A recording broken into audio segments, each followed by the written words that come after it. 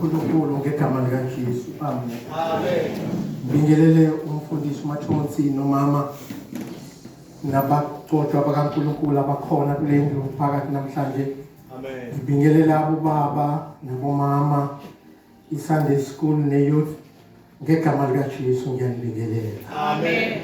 Sisenguye ubaba uSikhosana lo ongumntwana kaNkulunkulu omthandayo uJesu Kristu owayisiza impilo yami, wangisindisa kuzimo bengikuzo, kundlela bengihamba kuzo, wangibuyisa yena ngothando lwakhe. Ingakho angimbona ngomunye ufana naye engiyakumkhonza, nguye yedwa engiyawuhlala ngaphansi kwesandla sakhe. Amen. Hallelujah. Bazalwane, uma sacula sihlabelela lethulo elithi kunjalo lingikhumbuza nawo amadoda amabili elithi iBhayibheli bebahlezi by the roadside eceleni kwendlela bangaboni, bezwa ngoJesu, bezwa ukuthi kulesikoti sakithi namhlanje kunale Nkosi esiyawusizakala ngayo.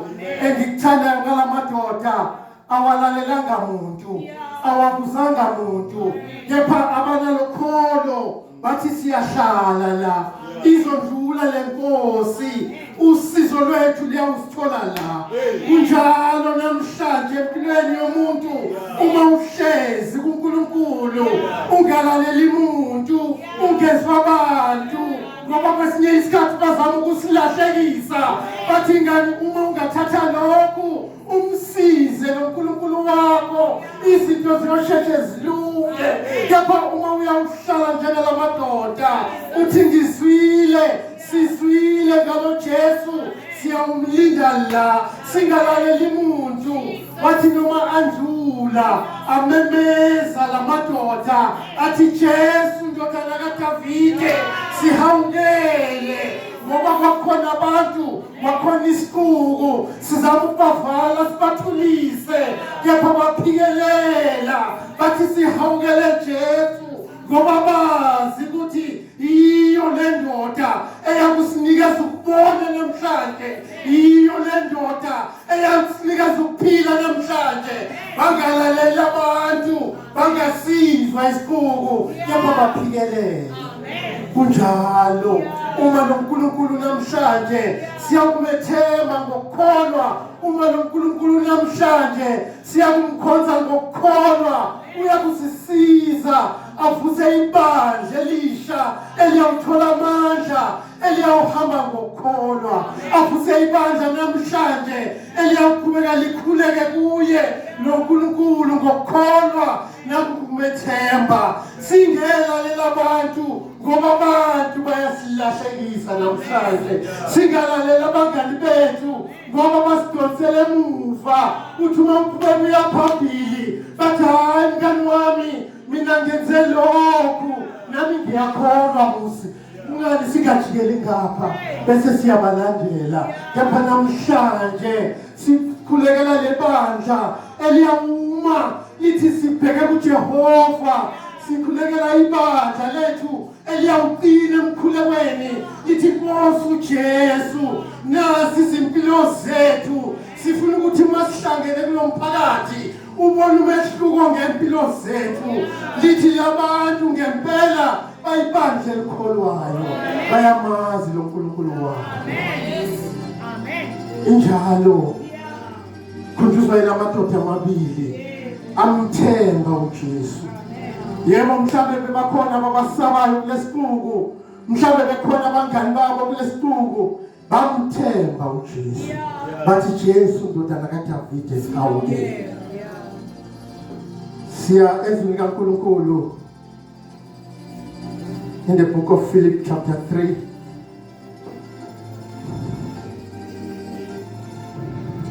Philip wesithathu, ngithanda nje verse 13 and 14. Philippians, incwadi kwabaseFilipi, isahluko sesithathu, 13 no 14. Bazalwane, angisho ukuthi mina uqobo ubambile. Kepha kunye engikwenzayo ngikhohlwa okungesemuva. Ngizeluleka okungaphambili. Ngijonge emgomeni, emhlomelweni wokubizwa okukhulu waphezulu nguNkulunkulu kuJesu Kristu. Sikhulekele. Liphilile Baba live lakhe nzambama. Baba wena ungcwele uphakeme.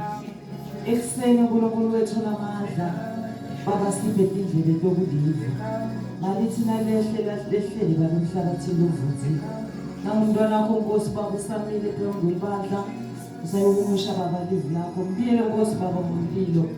Makhulume wena Baba ucobo lwakhe egameni likaJesu Kristu waseNazaretha. Amen. Ukulunga okuKristu kuyinzuzo.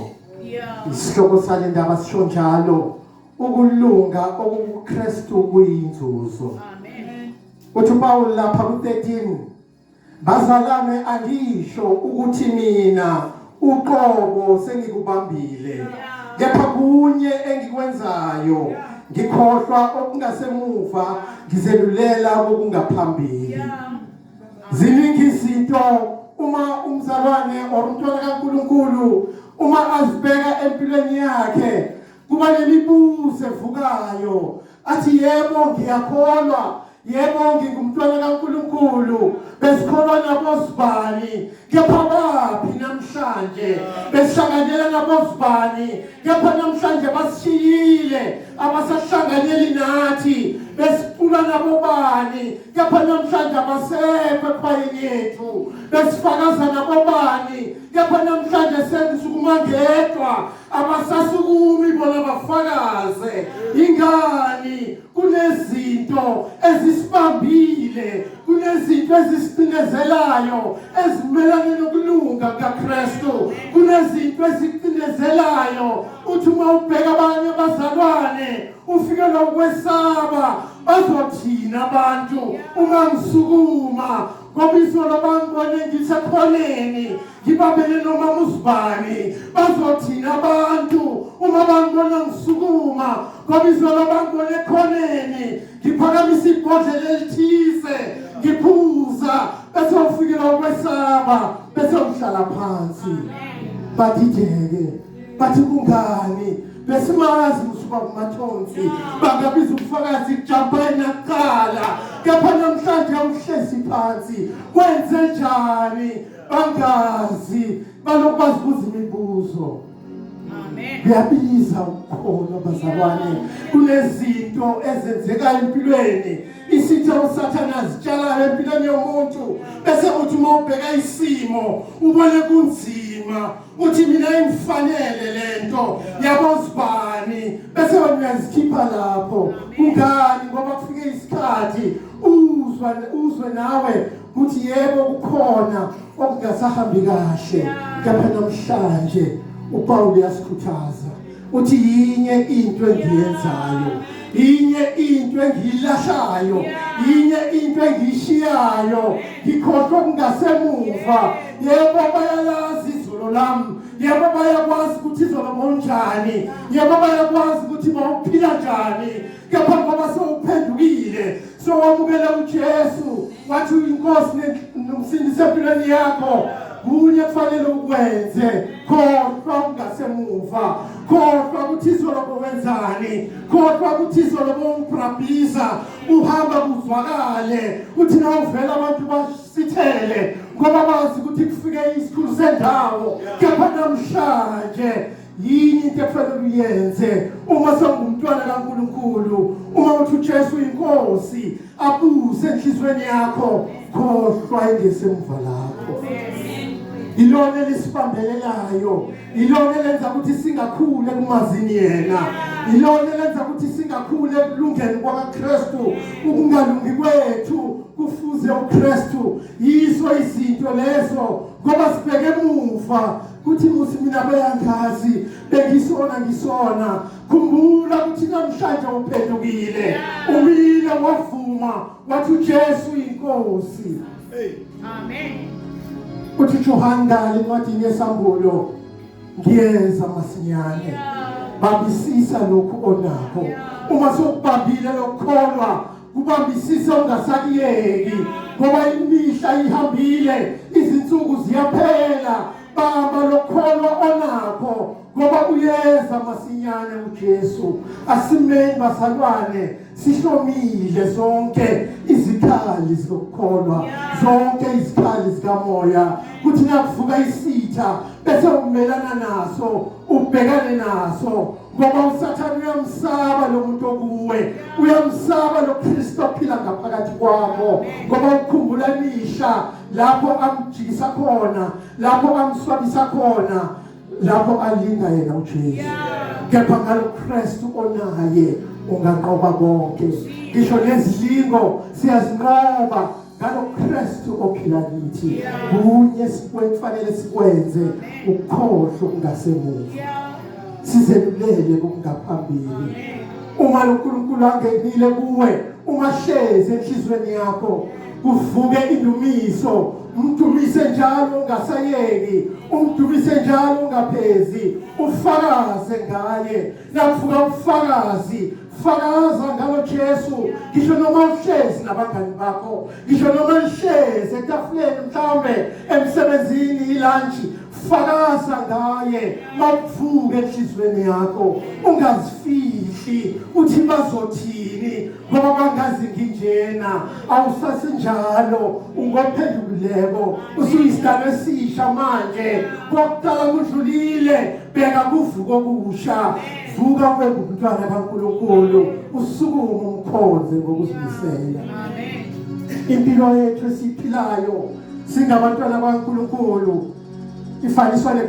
ne-competition noma i-marathon noma lapho kunemiklomelo khona bathi oyofika kuqala lapha kule ntambo uyawuthola nayo iposition bese uthola nawo umklomelo nathi la ekholweni sibekelwe umklomelo ngosuku lokugcina lapho sesitebile sephele konke salanda ibandla lakhe uNkulunkulu ubekelwe umklomelo kuthi uhambe njani emhlabeni umkhonze njani uNkulunkulu usebenze kanjani umntwana wakhe ekugcineni kuyawuba khona imiklomelo unikeze umqhele wakho usebenzele ngakho nalo gijimayo kuthi noma gijima kube nezinto la gijima khona kube nezithikabezo eziyomdisturba while agijima kube nezinto eziyomphazamisa kube nabantu abazomphazamisa abanye bamemeze uma yoguquka babheke uyophazamiseka alahlekelwe ifocus la yakhona kepha uma al-athlete elifundisiwe elaziyo ukuthi lifunani ngisho noma kungenzekani noma bangakubiza noma ungabona umngani wakho ngeke ubheke kuye uyofocus la uyakhona kungani ngoba uphikelele ukuyofika ekugcineni bese uthola umqhobelo wakho singawathola ama-crown ethu uma siyawuhlala ngokuthembeka kuNkulunkulu ungawuthola wakho umqhele uma uyomethemba lo Nkulunkulu noma baglaza abantu noma abanye bakriticize kepha mawuphokophelele ekufikeni uthole umqhele wakho ungahlala njalo kuNkulunkulu uthi Nkosi uJesu nami ngiyawufuna owami umklomelo lapha amabhuku savulwa nami lami igama ngifuna libe khona litholakale likhona uthi ungababiza bonke abalungile bonke abanqobe emhlabeni nami lami igama libizwe kungani ngoba ufocusile empilweni yakho ubhekile kuJesu ngoba ungumqalisi nomphelelisi walokholwa onakho yilo Jesu namhlanje siphila ngaye yilo Jesu namhlanje osinikeza amandla kungani singabheki kuye yilo Jesu osiphilisayo yilo Jesu okusizayo empilweni yakho ingaphathi mina ngikuphila uma unaye wophila uma unaye uyabusa kuwe uma unaye ukunikeza lamandla bese athi ngindlela uma unaye uhamba ngendlela eyakhona ekhayizulwini uma umamukele yena usendleleni ekuyona yona awuhambi uphuma ungena awuntlanhlathi ngoba uhamba noJesu yena oyindlela neqiniso sihlala eqinisweni lakhe noma abantu bangasikhohlisa abantu bangadlala ngathi bathi lento eniyenza yayikho lento eniyenza kwayiphili kepha iqiniso lakhe uma umoya kaNkulunkulu unawe iqiniso lakhe liyavuleka kuwe uthi ngikhonza uJesu ophilayo ngikhonza uNkulunkulu ophilayo noma bangakhuluma abantu ngoba kwesinye isikhathi bayasehlulela bakuhlulele uze uhlale phansi uphelelwe ngamandla ngisho nabo makhelwane bakho uma bakubona ukuthi uyokhonza uNkulunkulu bathi kungani uziwastela isikhathi uyawuhlale nathi musi si enjoy ilife si enjoy ukusha bethu si enjoy impilo kungani bayakulahlekisa endleleni khonza lo Jesu oyindlela neqiniso nokuphila ngakho uma wamukele yena uma unaye enhlizweni yakho uhamba eqinisweni unalokuphila akunikeza khona okuchichimayo empilweni yakho uma wamukele yena ngisho nezifo ziyabaleka uma wamukele yena uyaphiliswa ngokubiza igama lakhe uma wamukele yena uyaqina uma uhleze emkhulekweni uma wamukele yena ngobufakazi obenzayo uvusa amandla amasha empilweni yakho kuthi na ukhuluma ngaye ukuvula kwakho umlomo umoya kaNkulunkulu uyakumboza uthola amandla amasha bathi uma bakubheka abantu babone ungasiye lo bamaziyo bathi mara lo ungenwe yini kungoba uhlanyela uNkulunkulu ukwenze wahlanya ngezwi lakhe wambulele izulu ukufakaza kwakho kusiza nabanye kungani namhlanje singakhohlwa ngokwayizolo khohlwa ngokwenzekile uma uphendukile bheka kuNkulunkulu uthi Nkosi uJesu nayi impilo yami yebo Nkosi ngizenzile izono ngoba nami ngingumoni kodwa namhlanje ngiphendukela kuwe siza eyami impilo yebo bangazi ngingumbulali esigodini sakithi yebo namhlanje ngamukela wena impilo yami ayisafani nakuqala ngizinikela kuwe uyakusiza uJesu akusize usesikolweni mntwana wami uthi na ufunda amabhuku akho ukubona ngenelela ulwazi le understanding ikhule ngoba uhlezi nalo uNkulunkulu yena osiza ingqondo yomuntu yena okhipha konke okuphazamisa ingqondo yomuntu ngoba uNkulunkulu ophilayo uthi ngilinge umbize ngesikhathi sakho sokuhlupheka uma umbiza yena ngisho noma uhlala phansi usesikolweni umbize yena uthi Nkosi uJesu ngisize kulesimo enguso ngisize kulesimo engibhekana naso abangani bami baphishekile kuma drugs ngisize Nkosi ngingalingeki nami ngifumane ngiwajoyina ngibhemela ama drugs ababhemayo bamangale ukuthi wena usiphumelela kanjani wena usinda kanjani kuma best friend akho ashala anawe ohlala unabe echasini kepha nakufika kuma drugs babone wena uphakamile uthi Nkosi uJesu size yami impilo ngingazithinti lezi zinto uNkulunkulu osiza nayo unguJesu osiza nayo uyakhohlwa wena ngezolo lakho bese ubheka ingaphambili lakho ubheke ingemuso lakho uthi njengoba sengamukele uJesu kwenzekani ngempilo yami uyindlela yakho uyoba iqiniso lakho uma uyonamathela kuye uyangokusiza bese wena uyaphumelela enye indodana kaNkulunkulu yema yahlala eqinisweni ngisho noma abantu bayicindezela kulesigodi beyiphila kiso yashala yamkhonza uNkulunkulu yamdumisa uNkulunkulu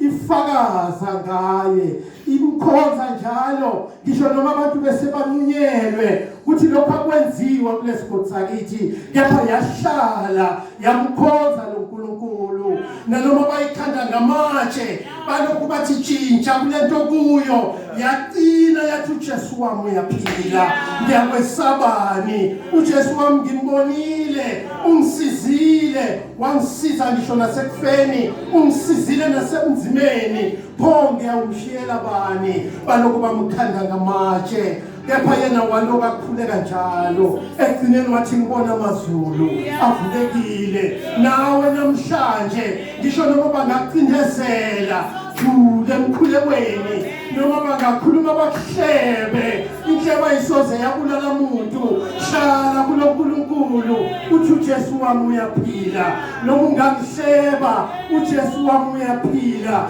noma ungakhuluma kabi ngami uJesu wami uyaphila noma ungahlekisa ngami uJesu wami uyaphila ekugcineni uyakwamukelisa umthomelo noNkulunkulu ngoba sikhonza uNkulunkulu ophilayo wangathi namhlanje ekseni singamfuza uApostoli Paul athi kunye ngikwenzayo ikhohlwa okungasemuva wena ukhohlwani noma mhlawumbe kwesinye isikhathi uthi noma mile la umfundisi alokahlumayela njalo abiza i-altar call bese uthi abasho mina basho abanye umngane wena ungayibheke yakho inhliziyo uthi Nkosi uJesu lezwi likhulume nami lamazwi akhuluma nami namhlanje khohlwa okungasemuva silahle izono sinazo silahle izenzo ezimbi ezingafunwa uNkulunkulu bese sinamathela kuye namhlanje ekseni kwangathi uNkulunkulu angaba nathi